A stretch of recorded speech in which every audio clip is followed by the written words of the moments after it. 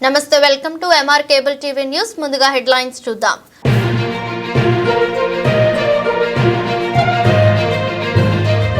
మహాశివరాత్రి బ్రహ్మోత్సవంలో ఆహ్వాన పత్రికలు మరియు గోడ పత్రికలు ఆవిష్కరించిన ఆలయ ఈవో శ్రీనివాసారెడ్డి.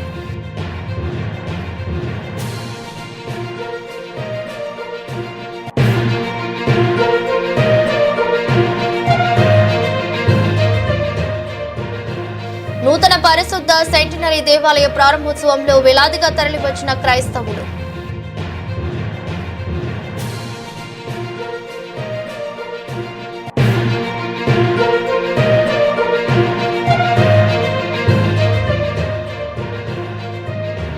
నంద్యాల కత్తి శ్రావణి రెడ్డి స్థల విషయంపై మధుసూదన్ రావుపై చేసిన వ్యాఖ్యలపై స్పందించిన మధురావు.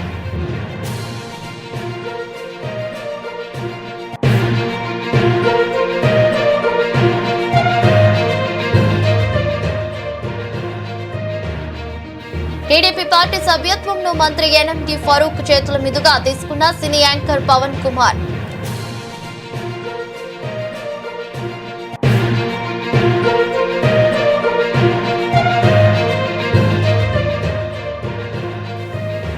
నంద్యాల ప్రజా సమస్యల పరిష్కార ప్రజా వేదిక గ్రీవెన్స్ కార్యక్రమాన్ని నిర్వహించిన రాష్ట్ర మంత్రి వర్యులు ఎన్ఎండి ఫరూక్.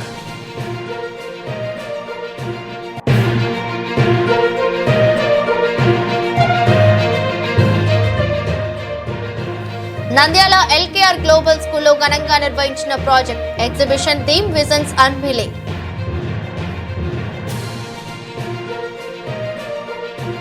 మహానంది క్షేత్రంలో ఫిబ్రవరి నెల 24వ తారీఖు నుంచి మార్చి 1 వరకు కామేశ్వరి సమేత మహానందీశ్వర స్వామివార్ల మహాశివరాత్రి వార్షిక బ్రహ్మోత్సవ కార్యక్రమాలు వైభవంగా నిర్వహించబడుతుందని, దీనికి సంబంధించిన ఆహ్వాన పత్రికలు, గోడ పత్రికలు ఈరోజు స్వశాస్త్రీయంగా పూర్తి చేసి ఆలయ కార్యనిర్వహణాధికారి ఎన్ శ్రీనివాసరెడ్డి ఆధ్వర్యంలో ఆవిష్కరించడం జరిగింది. 5 రోజుల పాటు జరిగే మహాశివరాత్రి బ్రహ్మోత్సవాలు నలుమూలలా తెలిపేలా పోస్టర్లను ఊరూరా ఏర్పాటు చేయడం జరుగుతుందని, ఈ యొక్క పంచానిక దీక్షతో జరిగే శివరాత్రి బ్రహ్మోత్సవాల్లో ప్రతిరోజు కూడా స్వామి అమ్మవార్లు వివిధ వాహనాలపై విహరించడం, అలాగే మహాశివరాత్రి 26వ తారీఖున లింగోద్భావ కాలంలో ప్రత్యేక అభిషేకములు, అనంతరం కళ్యాణం, 28వ తారీఖున రథోత్సవం, 1వ తారీఖున ధ్వజావరోహణ, త్రిశూల స్థానంలో ఈ బ్రహ్మోత్సవ కార్యక్రమం పూర్తి అవునన్నారు. భక్తులు విశేషంగా పాల్గొని దేవుని కృపకు పాత్రులు కాగలని కోరుతున్నారు.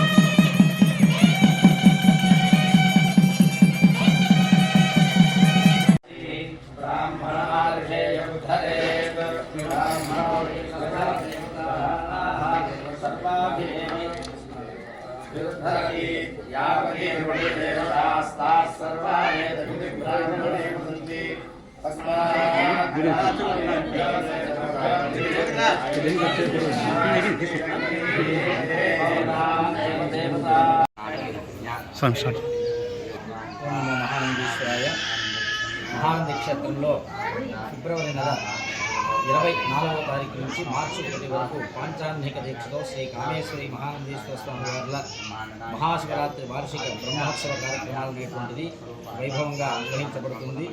దానికి సంబంధించినటువంటి పత్రికలను ఈరోజు సుశాస్త్రీయంగా పూర్తి చేసి ఆవిష్కరణ చేయడం జరిగింది.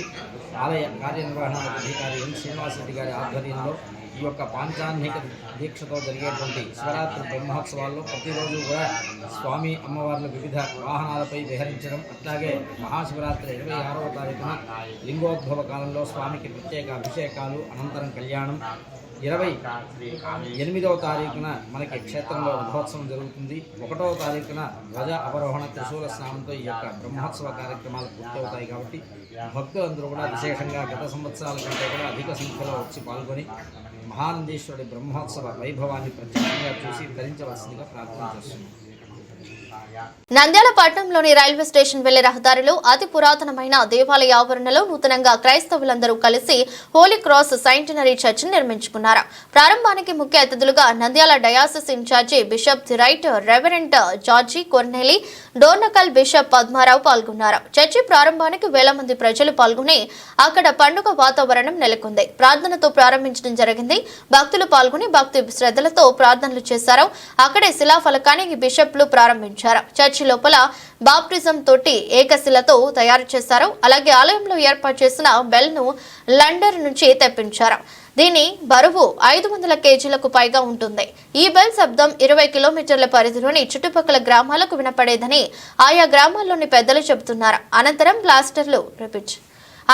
పాస్టర్లు అక్కడ ప్రార్థనలు నిర్వహించారు. భక్తులకు అన్నదాన కార్యక్రమాన్ని ఏర్పాటు చేశారు.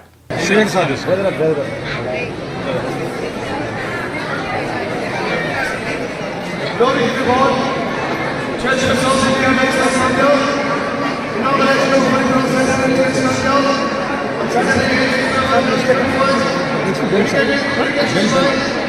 dedicated by Venerable Nandini Church of Serious, Church of Saints of India. Church of Sophia makes us Sunday. On the process of India. On the process of India. And Catholic. We file the Cross Seminary. Thank you.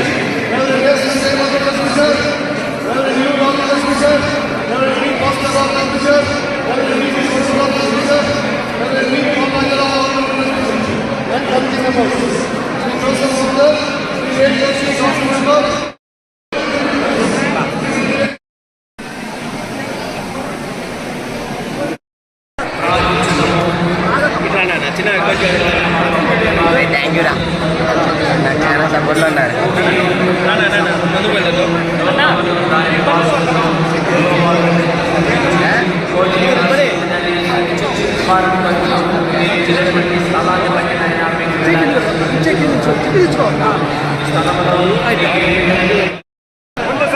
Sir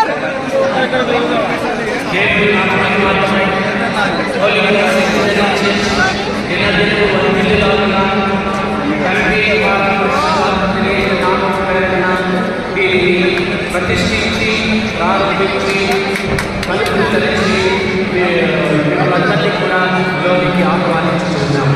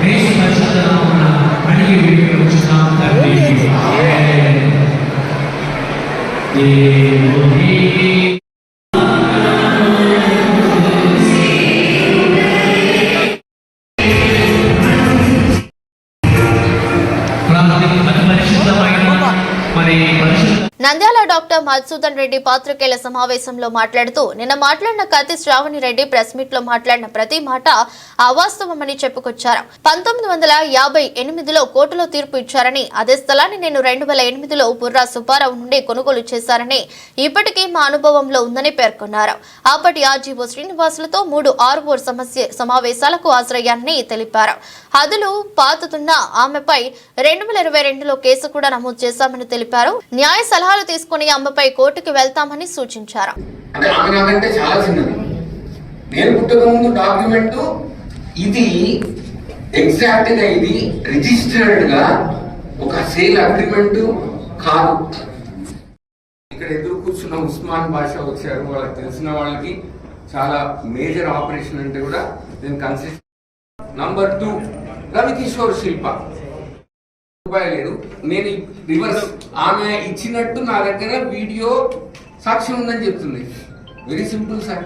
50 లక్షల రూపాయలు మధుసూదన్ రావు రమాదేవికి ఇచ్చినట్టు సాక్ష్యం చూపిస్తే అయిపోయింది కదా. 50 లక్షల రూపాయలు ఒక ROR కేసులో ఇవ్వడం అనేది అసలు నాకు అర్థం. నేను ఇంతవరకు ఎవరికి ₹1 ఆత్మసాక్షిగా నేను ఎవరికి సిఏ ప్రభాకర్ రెడ్డి ఈ రోజు కూడా మాట్లాడు చెప్పుకున్నాడు పాపం ఆయన.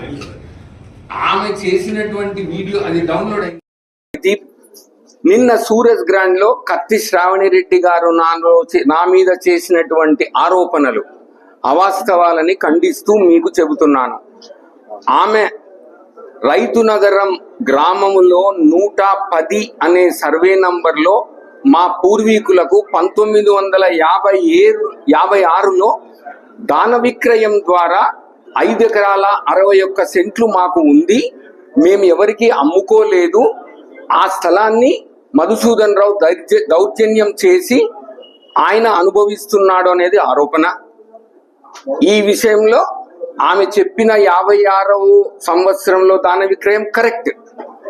ఆ దాన విక్రయం ద్వారా వాళ్ళ పూర్వీకులైనటువంటి కత్తి వీరారెడ్డి, పెద్ద వీరారెడ్డి, చిన్న వీరారెడ్డి 5 ఎకరాల 61 సెంట్లు చిట్టెపు అంకమ్మ ద్వారా దాన విక్రయం వచ్చింది. కానీ ఆమె చిట్టెపు అంకమ్మ దత్తపుత్రుడు బాలరెడ్డి వీళ్ళ శ్రావణి అప్పలకు కోర్టులో వివాదమయ్యి 58వ సంవత్సరంలో సెప్టెంబర్ 1958లో డిస్ట్రిక్ట్ కోర్టు డిక్రీ ఇచ్చింది. 110 అనేటువంటి సర్వే నంబర్లో శ్రావణి రెడ్డి గారి పూర్వీకులకు ఎటువంటి హక్కు లేదు. సో 58 తర్వాత శ్రావణి రెడ్డి పూర్వీకులు హక్కు లేనప్పుడు వాళ్ళు అమ్ముకునే దానికి వీలు లేదు. మా పూర్వీకులు అమ్మలేదు, మా పూర్వీకులు అమ్మలేదు, ఈసీలో తేలడం లేదు, వాళ్ళ పేర్లు లేదంటే వాళ్ళకి అమ్మేదానికి హక్కు లేనప్పుడు వాళ్ళు ఏముంటుంది. చిట్టెపు బాలరెడ్డి గారు ఆయనకు సంక్రమించిన మొత్తం 5 ఎకరాల 60 సెంట్లు అమ్మడం వల్ల ఒకరి ద్వారా మేము లింకు డాక్యుమెంట్లు నిజ నిర్ధారణకు నిదర్శనకు లిఖిత పూర్వకంగా డాక్యుమెంట్లు అన్ని చూపిస్తూ నేను 2008లో ఆ స్థలాన్ని నేను కొనుక్కున్నాను. సర్వే ప్రకారం 4 ఎకరాల 2 సెంట్లు 110లో ఉంది. నాకు మిగిలిన అది కాకుండా కూడా ఇంకా 3 ఎకరాల 63 సెంట్లు మొత్తం మధుసూదన్ రావు ఫ్యామిలీకి రైతు నగరంలో 7 ఎకరాల 39 సెంట్లు ఉంది. ఆమె పోరాడుతున్నానని అనుకున్నది ఇదంతా పక్కన పెట్టేసి ఆమెకు తీర్పు విరుద్ధంగా వచ్చింది అన్న నెపంతో కోర్టుకు వేసేసింది. ఈ రోజు అది కోర్టులో ఉంది, కోర్టులో నడుస్తుంది. కాబట్టి కోర్టులో ఉన్న దాన్ని ఆమె మళ్ళీ ఈ విధంగా పత్రికాముఖంగా చేయకూడదు. కోర్టు తీర్పును నేను శిరసావహిస్తాను. కోర్టు ఏ తీర్పు ఇస్తే దాన్ని నేను బాధ్యతాయుతమైన భారతీయ పౌరుడిగా శిరసావహిస్తాను. కోర్టు తీర్పు ఏముంటే అది చేస్తాను. కానీ ఖచ్చితంగా మా న్యాయ సలహాల నిపుణుల మేరకు మేము ఆమె మీద పరువు నష్టం దామా డిఫమేషన్ వేయవచ్చు. అలాగే క్లెయిమ్లీ exclusive whatever it may be unless వినకుండా ఈ దాన్ని ప్రాపగేట్ చేస్తున్నటువంటి వాళ్ళ గురించి కూడా న్యాయ సలహాలు కూడా మేము తీసుకుంటాం. నా వార్తలను ఆమె వార్తలను మీరు ఎలాగైతే ప్రచురించారో నిన్న నా వివరణను కూడా తీసుకొని పత్రికల్లో మీరు దాన్ని కూడా ప్రచురించండి. ఆమె ఒకటి చెప్పింది, నేను ఇంకొకటి చెబుతున్నాను. ఏది సహేతుకమని మీరు దయచేసి పత్రికా సోదరులకు, ఎలక్ట్రానిక్ సోషల్ మీడియా వాళ్ళకి ఇది విన్నవిస్తున్నాను. ధన్యవాదాలు. తెలుగుదేశం పార్టీ సభ్యత్వ నమోదు కార్యక్రమాన్ని సీఎం చంద్రబాబు ప్రారంభించారు. రాష్ట్రం అభివృద్ధి చెందాలంటే చంద్రబాబు నాయుడుతోనే సాధ్యమని సినీ యాక్టర్ నంద్యాల వాసి పవన్ కుమార్ పేర్కొన్నారు. ఈ సందర్భంగా నంద్యాలలో టీడీపీ పార్టీ కార్యాలయంలో మంత్రి ఎన్ఎండి ఫరూక్ ను మర్యాదపూర్వకంగా కలిసి ఘనంగా సత్కరిస్తూ టీడీపీ పార్టీ సభ్యత్వంను ఫరూక్ చేతుల మీదుగా అందుకున్న యాక్టర్ నంద్యాల వాసి పవన్ కుమార్ ఈ సందర్భంగా మాట్లాడుతూ నంద్యాల మంత్రి ఎన్ఎండి ఫరూక్ చేతుల మీదుగా టీడీపీ సభ్యత్వం తీసుకోవడం ఎంతో ఆనందంగా ఉందని, నంద్యాల అభివృద్ధికి శ్రీకారం కృషి ఎన్ఎండి ఫరూక్ అనే విధంగా రాష్ట్రం బాగుపడాలంటే ఒక చంద్రబాబు నాయుడుగా సాధ్యమవుతుందని మంత్రి ఎన్ఎండి ఫరూక్ గారి వెంట నడుస్తానని తెలిపారు.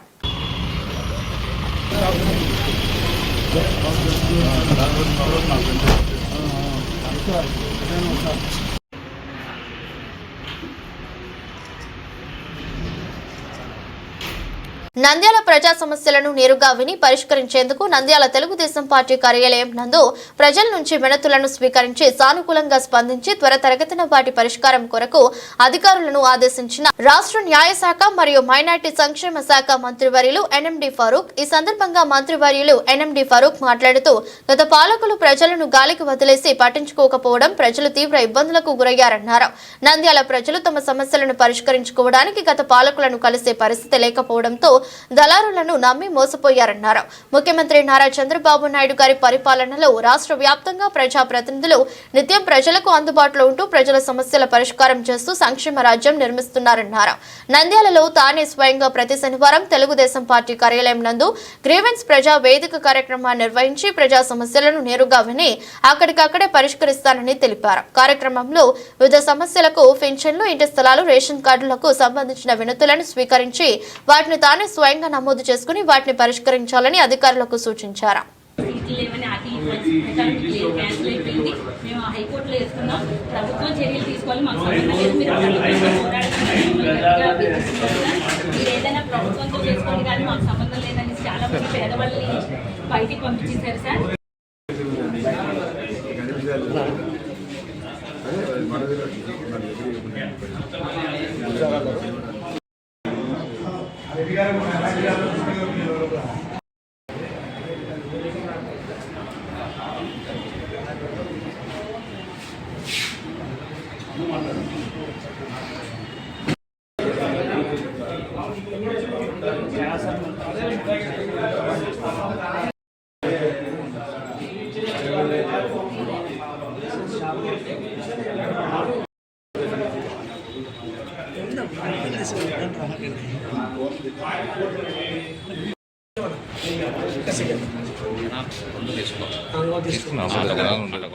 జనాలు ఉండదు తీసుకున్నా.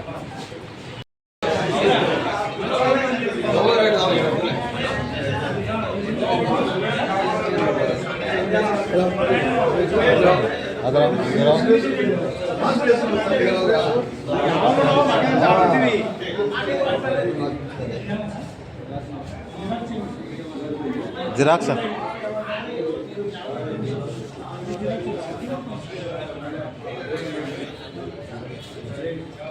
Sir.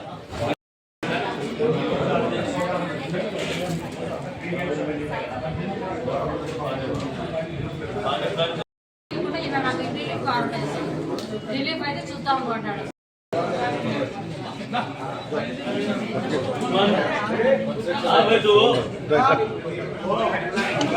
Sir Nandyal LKR global school నందు ప్రాజెక్ట్ ఎగ్జిబిషన్ ఏర్పాటు చేయడం జరిగింది. ఈ కార్యక్రమానికి ముఖ్య అతిథిగా associate director of research regional agriculture lecturer research station Nandyal doctor M Johnson మరియు associate professor and head department of entomology doctor J Manjunath గారిని ఆహ్వానించారు.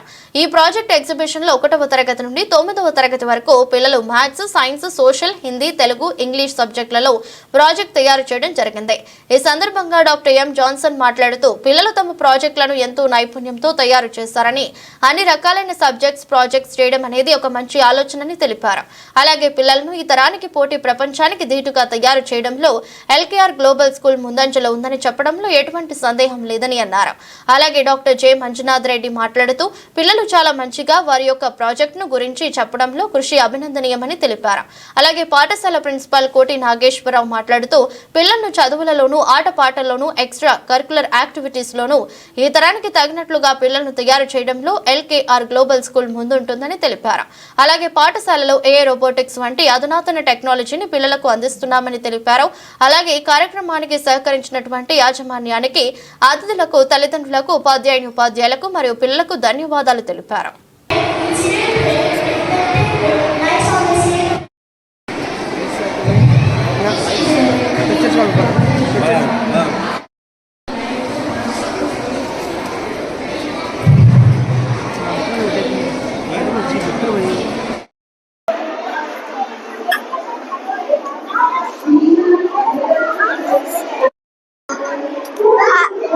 పదపుష్పాలు అరక, చిలుక, మరక, నడక, మెలిక.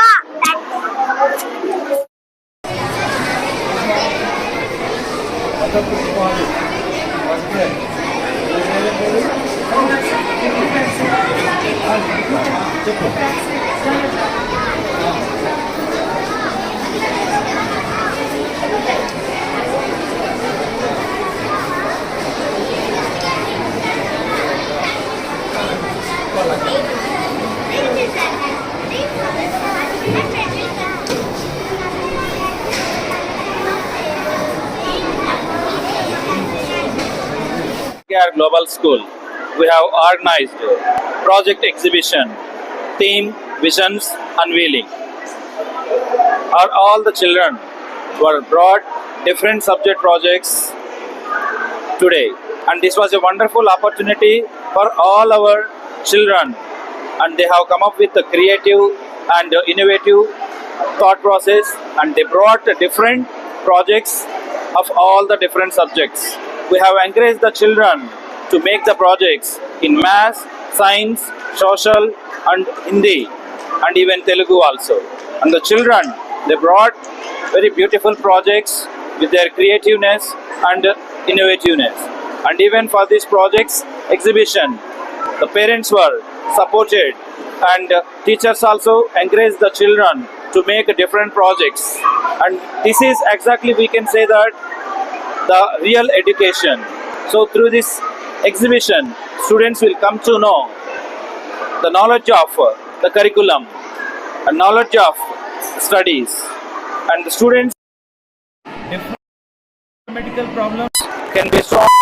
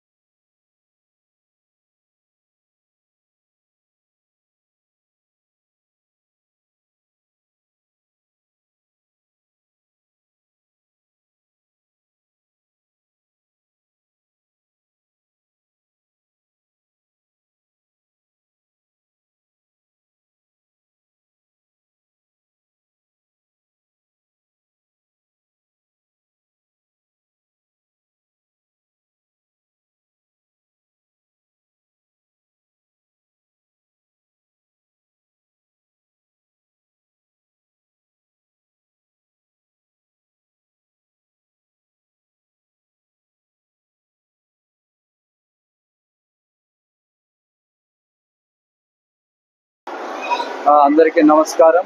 ఈరోజు ముఖ్యంగా ఎల్కేఆర్ గ్లోబల్ ఇంటర్నేషనల్ స్కూల్ వారు ప్రత్యేకంగా మిషన్ అన్వీలింగ్ అనే ఒక థీమ్ మీద ఎగ్జిబిషన్ కండక్ట్ చేయడం జరిగింది.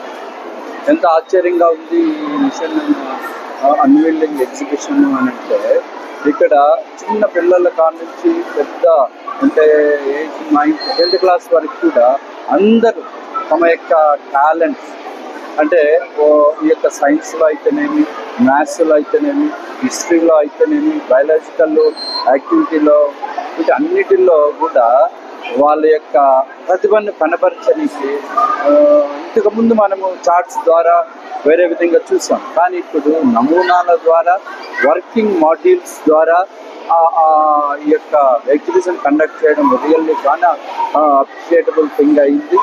కాబట్టి దీనికి సహకరించిన తల్లిదండ్రులకు, ప్రత్యేకంగా టీచర్కి, అలాగే వారిని ఎంకరేజ్ చేసినటువంటి ఈ యొక్క మేనేజ్మెంట్, ఈ స్కూల్ మేనేజ్మెంట్ వారికి కూడా ప్రత్యేకమైనటువంటి ధన్యవాదాలు. కారణం ఏమంటే ఈ ఎగ్జిబిషన్ ఆ యొక్క టెక్నాలజీని వీళ్ళు ప్రజెంట్ చేయడంలో వీళ్ళకు ఉన్నటువంటి టాలెంట్స్ని, వీళ్ళకున్న నాలెడ్జ్ని, ప్రస్తుతము మనకు దేశంలో మనకు ఉన్నటువంటి సమస్యలను, వీటన్నిటినీ వాటిని హౌ టు ఓవర్కమ్ అనేది వాళ్ళు చెప్పడమే కాకుండా నమూనాల ద్వారా ప్రదర్శన చేయడం ద్వారా ఇది ఎంతో మనకు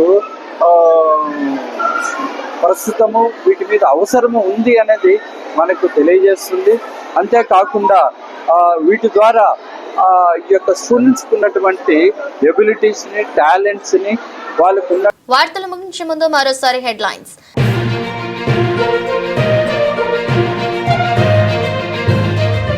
మహాశివరాత్రి బ్రహ్మోత్సవంలో ఆహ్వాన పత్రికలు మరియు గోడ పత్రికలు ఆవిష్కరించిన ఆలయ పోయన్ శ్రీనివాసారెడ్డి.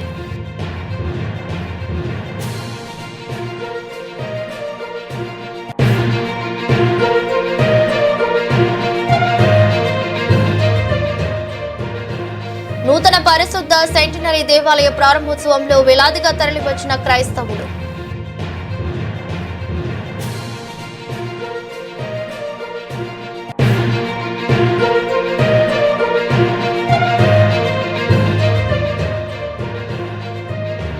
నంద్యాల కత్తి శ్రావణి రెడ్డి స్థల విషయంపై మధుసూదన్ రావుపై చేసిన వ్యాఖ్యలపై స్పందించిన మధురావు.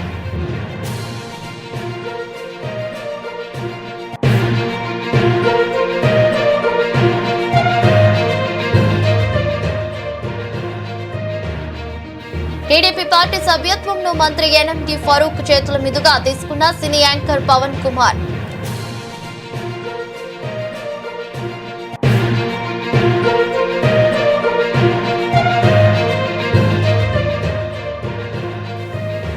నంద్యాల ప్రజా సమస్యల పరిష్కార ప్రజా వేదిక గ్రీవెన్స్ కార్యక్రమాన్ని నిర్వహించిన రాష్ట్ర మంత్రి వర్యులు ఎన్ఎండి ఫరూక్.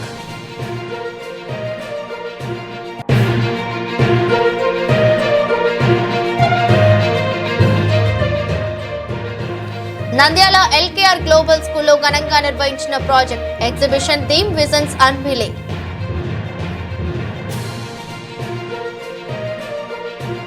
ఇది రోజు బులెటిన్. మరో బులెటిన్లో మళ్ళీ కలుద్దాం. అంతవరకు సెలవు. నమస్కారం.